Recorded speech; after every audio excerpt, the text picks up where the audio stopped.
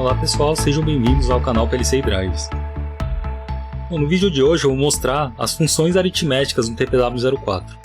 Bom, então para fazer essa demonstração eu já estou com o software do TP aberto, já escolhi o modelo do meu TP e aqui eu clico em OK. Então as funções que eu vou mostrar são as 4 funções aritméticas básicas: soma, subtração, multiplicação e divisão. E também vou mostrar umas particularidades de fazer essas operações aritméticas. Então eu vou começar pela função soma. Então nós utilizamos essa função chamada ADD.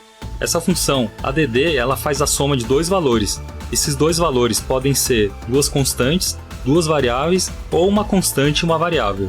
Então eu vou somar, por exemplo, aqui um valor de uma variável D0 com um valor fixo aqui, por exemplo, de 5.000, K5.000.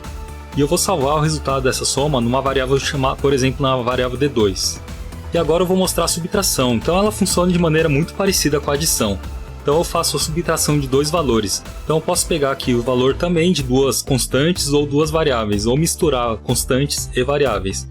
Então eu posso pegar, por exemplo, o resultado da minha soma, né, que era o D2, e eu vou subtrair, por exemplo, um valor 1000 dele. E vou salvar o resultado dessa subtração numa memória, por exemplo, D4. E logo abaixo aqui eu vou colocar também uma multiplicação. Então eu vou pegar dois valores fixos aqui, né? Por exemplo, 2 vezes 5. E vou salvar aqui na memória D6. E por último aqui eu vou fazer uma divisão. Então a mesma coisa, vou pegar, por exemplo, o valor 5 dividido por 3. E vou salvar aqui, por exemplo, na memória D10. E aí eu vou colocar um contato aqui que é o M8000, que é um contato que fica sempre fechado. E aí eu vou fazer um download e fazer um teste nessas operações aritméticas. Já vou colocar para monitorar. Bom, então aqui eu já consigo ver as minhas operações aritméticas funcionando. Então primeiro, a adição. Eu estou somando o valor da memória D0, que no caso aqui está valendo 0 por enquanto. Estou somando com 5.000. Por isso que ele está mostrando aqui para mim que o resultado é 5.000. Então se eu forçar um valor aqui para D0, colocar por exemplo o valor 200 em D0, pode ver que ele está somando agora 5.200. Bom, e na segunda linha agora, ele está fazendo a subtração. Então ele está pegando o resultado da minha adição, que deu 5.200, menos 1.000. Então por isso que ele está mostrando aqui embaixo 4.200. Aí a minha multiplicação, estou fazendo 2 vezes 5, ele está mostrando 10. Bom, e aqui na minha divisão, ele está fazendo 5 dividido por 3, e ele está mostrando o valor 1 aqui para mim. Então ele está mostrando o valor 1 porque o TP ele só faz divisão por números inteiros. Por isso que ele mostra 1 e não 1, alguma coisa. Esse resto da divisão ele salva na memória seguinte a essa memória aqui do resultado. Então se eu tenho o meu resultado da minha memória D10, o resto da minha divisão está salvo na memória D11. E eu consigo monitorar essa memória através aqui do menu PLC, monitorar dispositivo. Então aqui eu coloco, por exemplo, D0, ele vai mostrar aqui a monitoração das minhas memórias D0 em diante. Então aqui em D10 eu tenho o valor 1, que é o mesmo valor que eu estou enxergando aqui fora, né? E no resto da minha divisão ela está salva aqui na memória D11. Então o resto da minha divisão é 2. Então 5 dividido por 3 é 1 e o resto é 2. Então está correto aqui a minha conta. Então vamos falar de mais algumas particularidades agora dessas operações aritméticas dentro do CLP. Então essas funções aritméticas aqui no TP que eu utilizei até agora, elas são funções aritméticas inteiras de 16 bits. Isso quer dizer o quê, né? Que cada memória D ela suporta um valor de menos 32.768 até mais 32.767, que corresponde às memórias int, 16 bits. Então se eu tentar fazer uma soma, uma subtração aí que fique fora desse range aí que eu falei, né? Então ele vai conseguir somar até 32.767 e quando ele precisar somar mais um nesse valor, ele vai voltar ao valor 0. Vai continuar somando a partir dali. Então para mostrar um exemplo prático, eu vou trocar essa variável D0 por um valor de 32.000. Então eu vou somar o valor 32.000 mais 5.000. Vamos ver o CLP fazendo essa conta agora. Então eu já forcei o valor aqui para 32.000. 32.000 mais 5.000. Ele está mostrando aqui para mim que o resultado é 4.232, quando deveria ser 37.000, né?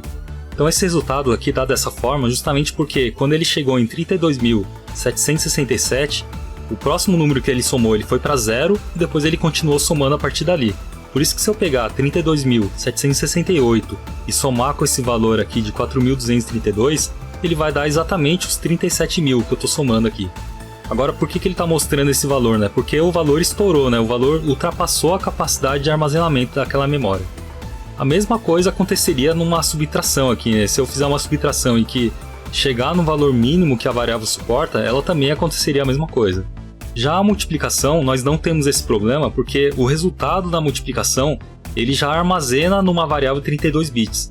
Ou seja, se eu fizer uma multiplicação que ultrapasse 32.000, ele conseguiria fazer tranquilamente. Então eu posso até fazer esse teste aqui na multiplicação. Então eu posso pegar, por exemplo, trocar o valor 2 por 200 e multiplicar aqui por 5.000. Essa multiplicação aqui ela vai dar um valor maior que 32.000, mas pode ver que ele não vai dar problema, né? Porque a multiplicação ela já armazena o resultado dela numa variável 32 bits, por isso que eu não tenho esse problema. Então, para resolver esse problema aqui da adição, eu posso trocar essa função add por uma função chamada dadd. Você pode ver que ele até mudou aqui para mim, né? Ele tá falando para mim que agora eu estou fazendo a soma de valores 32 bits. Então agora eu posso fazer somas que ultrapassem aquele valor lá de 32.767, que ele não vai dar mais erro. Isso vale também para subtração, multiplicação e divisão. Eu posso colocar dsub, dmul, ddiv. Só de eu colocar o valor d na frente, o TP já entende que é uma variável double. Então eu já posso transmitir esse programa e fazer um teste. Então eu posso fazer aquele mesmo teste lá. Eu vou forçar essa variável para o valor 32.000. E agora sim ele está somando a 32.000 mais 5.000 e ele está mostrando aqui que o resultado deu 37.000. Já na subtração aqui embaixo pode ver que ele está mostrando um valor estranho, né? Porque aqui eu estou pegando uma variável 32 bits e aqui eu estou utilizando uma instrução de 16 bits. Eu estou lendo somente uma parte desse valor aqui, por isso que vem esse valor estranho aqui para mim. Então para resolver eu também teria que trocar essa subtração por uma dsub. Aí sim ele vai ler a memória D2 e a memória D3, que é uma variável 32 bits. Então eu vou fazer aqui novamente o download. Vou forçar de novo o valor aqui para 32.000. E finalmente agora eu tenho minha subtração correta, né? Então eu tenho aqui D0 valendo 32.000, estou somando com um valor de 5.000. Então a partir do momento que ele ultrapassa o 32.767, ele já deixa de comportar numa variável de 16 bits. Como eu estou fazendo uma soma 32 bits, ele não deu erro nenhum. Da subtração é a mesma coisa, agora eu estou fazendo uma subtração de valores 32 bits.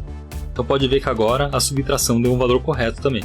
Então sempre que eu estiver fazendo essas operações matemáticas com os números inteiros, que é o meu exemplo aqui, né? Seja 16 bits, seja 32 bits, então eu sempre tenho que ter em mente qual que é o limite de armazenamento aqui das minhas variáveis. Se eu ultrapassar esse limite, com certeza a variável ela não vai suportar aquele valor e vai dar algum erro no resultado. O resultado não vai sair conforme o esperado.